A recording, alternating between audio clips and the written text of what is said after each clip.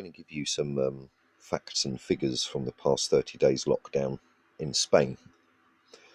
And you might have heard me say in previous videos that we have here probably the most draconian lockdown laws in the world. I think a lot of that is to do with memory of something called the Spanish flu, which was actually started in Kansas and just got labelled as the Spanish flu because obviously you couldn't blame the Americans for anything, could you? So if you want to look that up, Spanish flu actually started in Kansas.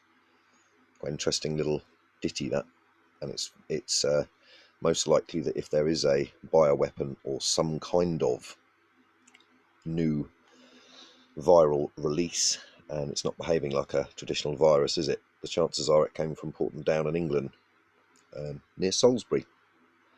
I'm going to do a video on that later because I'm still looking into this. So facts and figures from Spain in the past 30 months. Get ready for this because this is a taste of the future. If you haven't experienced this kind of reality before, well, this is reality. So Spain has a population of approximately 42 million people. It's 5 times bigger than Great Britain. In the past 30 days, they have issued 630,000 fines and arrested 6,000 people. I'll put a link to the breach of offences list below so that you can see for yourself the measures, but the fines start just for simply being outside with no previous convictions or problems with the police, €601. They're planning to fit 30 million tracking apps to the population so that they can monitor. They say 30 million families. When you add that up, that actually means a tracking app in every home. They are putting 750 soldiers onto Spanish streets to randomly, well, it won't be random, it'll be a sweeping move, check every household and test every household. 750 soldiers on the streets knocking at the doors. All sporting events, music events, festivals, ferias, anything cultural has been cancelled.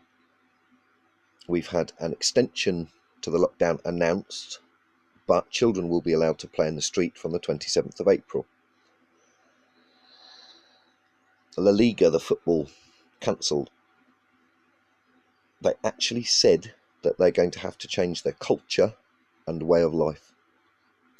And I think they've come down so hard on the Spanish is because they, out of all the peoples of Europe, they probably still, especially in places like rural Andalusia, maintain their culture and way of life above most other Europeans I've ever encountered, actually. They're not as taken in by the digitech. They're still heavily into church and church meetings and groups, festivals, religious festivals. And it's nice to see, actually, they have a real social cohesion, and I don't think they feel that they're part of Europe, and I think this is why they've come down so hard on them. They want to crush the Spanish culture, which is diabolical, actually, because Spain as a nation, they don't invade anybody, they don't interfere. Obviously, they have American air bases and European, and they have the means to involve themselves in conflicts, but that's not the people, that's the government. And as you know, there's division in Spain already with Catalonia and Madrid, and Catalonia is a heavily Zionist influenced area. A lot of Zionism based industry and banking in Catalonia. That includes Barcelona. Well, it might be very popular for saying that, but it's true, and the Spanish hate the Zionistas. They really do despise them, and I think that's another reason why they've crushed the Spanish society over the past 30 days and will continue to do so, is because Spain have maintained quite an anti-political Zionist approach, especially locally. They don't like people coming in, taking over their banking, their industry, their agriculture. They don't like it, and they won't stand for it. So this is why I feel they've been punished so severely. 635,000 fines and 6,000 arrests for people simply leaving their property. there's not much more to add to this, really. Just to say that I feel, even we're in April 2020, that they've just moved to crush Spanish culture and the Spanish way of life. And that's really sad, really sad. Cheers.